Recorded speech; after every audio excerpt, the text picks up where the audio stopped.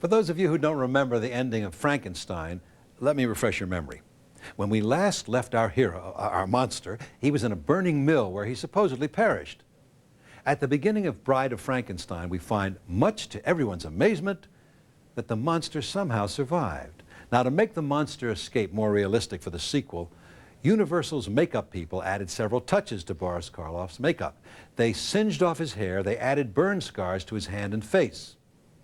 However, someone forgot to tell the people who decided to release Bride of Frankenstein on a double bill with the original Frankenstein. They were so concerned that the audience would be confused that they cut the fire scene completely from the original print. So audiences saw a kind of modified Frankenstein without the fire. Then they saw the monster appear in the next feature with unexplained scars. As you probably know, Frankenstein was written by Mary Shelley, but she never wrote a follow-up about Frankenstein's bride. She did include, however, an incident in her novel in which Dr. Frankenstein tries to create a mate for his monster. That's why the screenwriters decided to open the sequel with a scene between Mary Shelley and her friend Lord Byron. Director James Whale felt that anybody who could write a story like Frankenstein must have a fiend inside of them. So Elsa Lanchester played both the creator and the fiend. And here she is, as both parts, in The Bride of Frankenstein.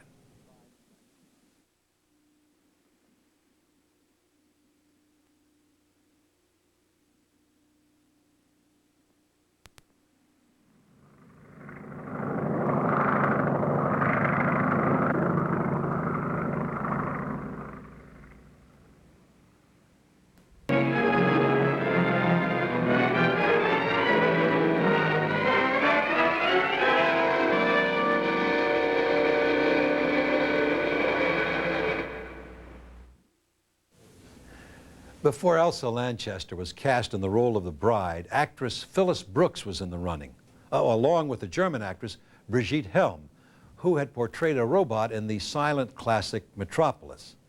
While Helm didn't get the part, Elsa Lanchester's characterization of the bride may have been influenced by Helm's robot.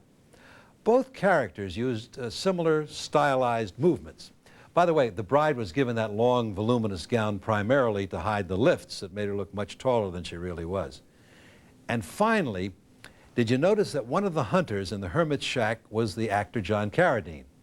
He was one of the actors originally considered for the role of the monster before Boris Karloff got it and the instant stardom that went along with it.